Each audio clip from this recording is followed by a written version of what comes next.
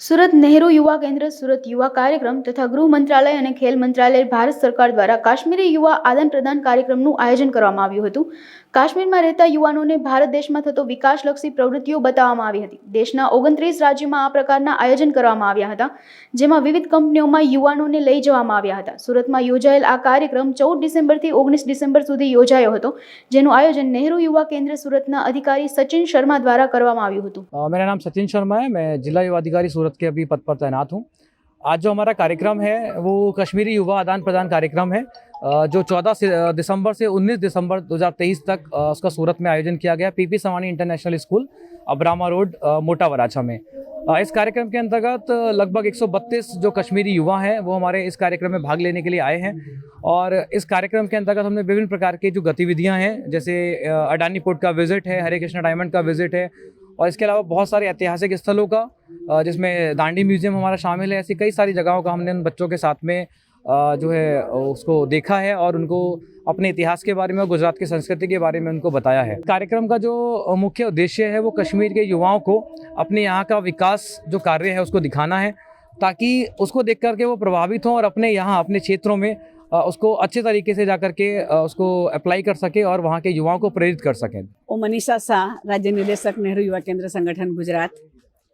આજે કાર્યક્રમ છે યુવા કાર્યક્રમ અને ખેલ મંત્રાલય અને ગૃહ મંત્રાલયના સંયુક્ત ઉપક્રમે આયોજન કરી રહ્યા છે, જેમાં ખાસ કરીને આપણા ગુજરાતના જ પનોતા પુત્ર અને લોકલાડીના માનનીય નરેન્દ્રભાઈ મોદી સાહેબ તેમજ ગૃહમંત્રી આપણા અમિત શાહ સાહેબના નિર્દેશન હેઠળ યુવાનોને આપણા ગુજરાતની વિકાસલક્ષી પ્રક્રિયાઓ અને સમગ્ર દેશની અંદર 29 કાર્યક્રમો પણ આ પ્રમાણે આયોજિત થયા છે કે જમ્મુ કાશ્મીરમાંથી યુવાનો બહાર આવે, અહીંયાનો વિકાસ દેખે અને એમના ક્ષેત્રની અંદર આ વિકાસલક્ષી પ્રક્રિયાઓને સ્થાન મળે એ માટેનો એક પ્રયાસ છે.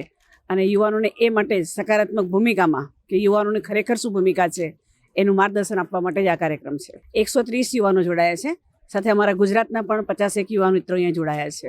ડેવલપમેન્ટની એક્ટિવિટી કઈ કઈ ચાલે છે અને એમાં જ જે ભારત સરકારની જે વિવિધ યોજનાઓ છે એના અનુસંધાનમાં પણ યુવાનો જાગૃત બને અને એક યુવાન તરીકે પોતે શું કરી શકે કાં તો કરાવી શકે એ માટેનો એક યશસ્વી પ્રયાસ છે. જય હિન્દ, જય ભારત. ચંદ્રકાંત બક્ષી, નહેરુ યુવા કેન્દ્રમાં એકાઉન્ટ અને પ્રોગ્રામ સુપરવાઇઝર છું.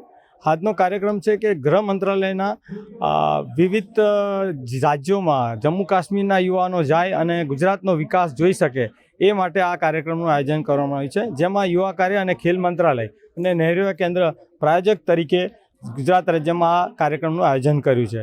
કાર્યક્રમ દરમિયાન જે યુવાઓ જમ્મુ કાશ્મીરથી આવ્યા છે એઓની અંદર એક પ્રેરણા મળે કે ગુજરાતનો વિકાસ અમારા જમ્મુ કાશ્મીરમાં પણ થાય એ માટે એઓને આ કાર્યક્રમમાં ભાગ લેવા આવેલા છે. તેઓને અત્રેના સુરત જિલ્લાની ઇન્ડસ્ટ્રી, એજ્યુકેશન ક્ષેત્ર વગેરે ક્ષેત્ર જેમ કે ડેરી ઉદ્યોગ છે, હીરા ઉદ્યોગ છે, આ તમામ ઇન્ડસ્ટ્રીની મુલાકાત કરવામાં આવી છે અને એ જોઈને યુવાઓની અંદર એક પ્રેરણા મળી છે કે અમારું જમ્મુ કાશ્મીર પણ એક આવા વિકાસના પંથે જઈ શકે.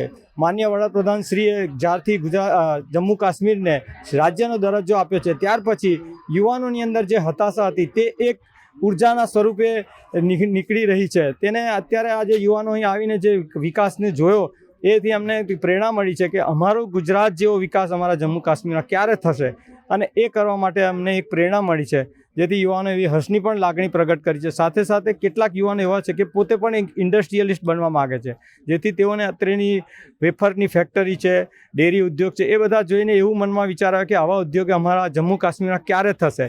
અને એ માટે એમને આશા પ્રગટ કરી છે કે આપણા માનનીય વડાપ્રધાન શ્રી નરેન્દ્ર મોદીએ જે વિકાસની ગાથા માટે એમનો અથાગ પ્રયત્ન કરી રહ્યા છે અને એ જ પ્રથા આપણા જમ્મુ કાશ્મીરમાં પણ આવશે એવી આશા એમને પ્રગટ કરી હતી.